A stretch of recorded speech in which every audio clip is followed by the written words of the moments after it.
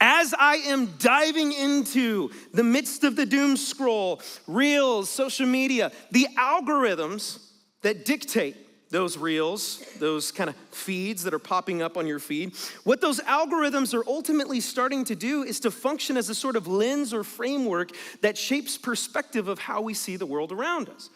I don't know all of the science and math and all the stuff that goes into setting those algorithms, but what I do know is that they feed me what I'm paying attention to, right? The more that I pay attention to something, the algorithm says, interesting, and keeps feeding me that same thing, and I get sucked deeper down into the rabbit hole. Maybe it's this for you. Maybe if you watch enough political content, like all of a sudden you start seeing everything around you through the lens and the perspective of politics.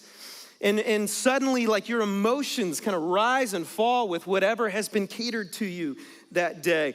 Maybe it's you start taking in a lot of fitness content. And then suddenly you start religiously studying the nutrition facts at the grocery store, or you become one of those gym bros that walks around with like the big milk carton in the gym filled with water. Maybe you're like me and you watch enough AI content that you just start questioning reality as a whole.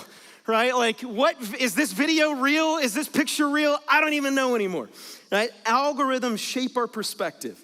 The perspective through which we view something shapes what we see and what we believe to be true, and oftentimes how we live.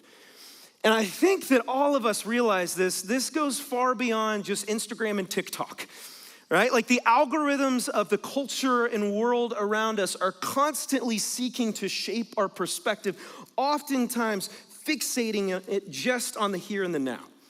For instance, Linda Stone, she was a former Microsoft executive and researcher. She coined a term that we've talked about. It's continuous partial attention. It's the idea that you can at one time be physically present in a space and yet mentally fragmented all over the place. You're thinking about emails and text and all of the information coming in your way. So many of us live with a perspective that is perpetually fixated on the here and the now and what's right in front of us, what's most urgent, what's most demanding, what's most in our face, whether it's the deadline or the weekend plans or the to-do list. We are, sociologists say, the most knowledgeable people in all of human history.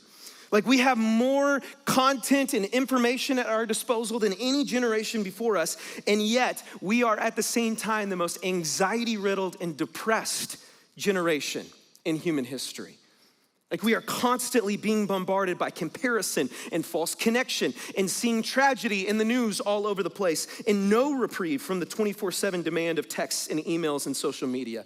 And listen, whether you are a follower of Jesus or not, like whether you've been following him for 50 years or you don't know if you believe him and you're just exploring him, listen, we can all agree that this type of way of living does violence to our souls, or at the very least, it's just really exhausting.